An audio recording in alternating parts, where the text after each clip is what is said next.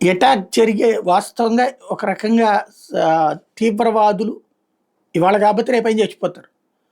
ఎవడైతే పహల్గావ్ దగ్గర జరిగిన వాడు అక్కడ కాల్పులు చేసి పరారయ్యి అడవుల్లోకి వెళ్ళినవాడు, వాడికి లోకల్‌గా కొంతమంది సహకరిస్తారు. అందుకనినే ఆ కొండ ప్రాంతాలు ఎక్కడో చోట ఉంటున్నాడు. అట్లాగే అక్కడ కొన్ని బంకర్‌లుంటాయి వాళ్ళకి రహస్యంగా, గుహల్లాంటివి. అక్కడ దాక్కుంటుంటారు.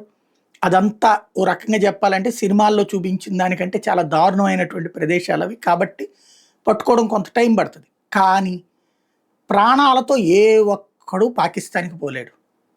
ఆ పారా కమాండ్ ఎవడైతే ఉన్నాడో వాడితో పాటుగా ప్రాణాలతో ఏ ఒక్కడు పోలేడు. ఖచ్చితంగా ఆ శవాలు చూసి తీరతాం.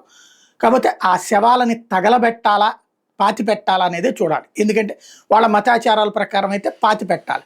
వాళ్ళిక్కడ ఈ దేశం మీదన దాడి చేసినప్పుడు వాళ్ళ మతాచారాల ప్రకారం ఎందుకు చెయ్యాలి అని తగలబెడితే ఇట్లాంటి లంబడి కొడుకులకి రేపు పొద్దున బుద్ధొస్తుంది ఇంకోసారి చేయడానికి వెనకాడేటటువంటి పరిస్థితి వస్తుంది. ఎందుకంటే వాళ్ళు మతాచారాల ప్రకారం మతరాజ్య స్థాపన కోసం చేస్తున్నారు కాబట్టి అలా ఆ మతరాజ్యాల ప్రకారం వాళ్ళు 72 మంది కన్యల దగ్గరికి వెళ్ళాలంటే వాళ్ళకి పాతి పెట్టాలంటున్నారు కాబట్టి అప్పుడు వాళ్ళని తగలబెడితే అప్పుడు ఆ 72 మంది కన్యల దగ్గరికి కాకుండా ఏ నరకానికో పోతారన్నటువంటిది లెక్క వాళ్ళకి తెలిస్తే అప్పుడు ఏమన్నా ఆగుతారేమో చూడాలి.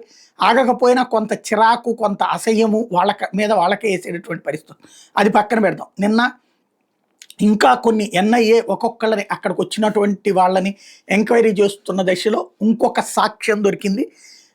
ఏదైతే వీళ్ళందరూ ఒక చోట మొబలైజ్ అయినటువంటి వీడియో ఫుటేజ్ అక్కడ ఆ రోజున అందరూ సెల్ ఫోనుల్లో షూట్ చేసుకుంటున్నారు, రీల్స్ తీసుకుంటున్నారు, వీడియోలు తీసుకుంటున్నారు, సెల్ఫీలు తీసుకున్నారు. ఇట్లా తీస్తున్నటువంటి సందర్భంలో ఒక వ్యక్తికి సంబంధించి we spotted them before the attack అంటూ ఒక అతను చెప్పుకొచ్చాడు. ఇతను పూణేకి సంబంధించినటువంటి టూరిస్ట్, పహల్గావ్ టెర్రరిస్టులు షూటింగ్కి ముందు అతను రీల్ తీసుకుంటున్నాడు.